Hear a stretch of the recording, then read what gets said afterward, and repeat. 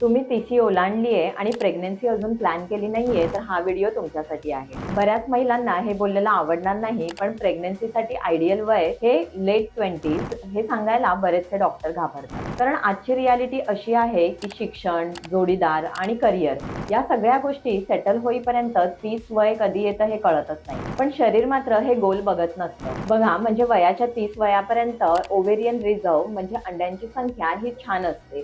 त्यांची क्वालिटी सुद्धा चांगली असते. वयाच्या 30 नंतर अंड्यांची संख्या म्हणजेच ओव्हेरियन रिझर्व्ह तसंच क्वालिटी ही कमी व्हायला लागते. यालाच आर्तव क्षय असं म्हणतात. आयुर्वेदाप्रमाणे रसधातू क्षयामुळे हे सगळं व्हायला लागतं. त्याचबरोबर 30 नंतरच्या प्रेग्नन्सीमध्ये बरेचसे कॉम्प्लिकेशन येतात. त्याचप्रमाणे प्रेग्नन्सी राहण्याचे चान्सेस कमी होतात. IUI, IVF यासारख्या ट्रीटमेंट घेण्याची सुद्धा गरज लागू शकते आणि मिसकॅरेजचा धोका तर नक्कीच वाढतो. हे तुम्हाला तुमच्या जवळच्या मैत्रिणीला जर सांगायचं असेल तर नक्की हा व्हिडिओ तिला शेअर करा.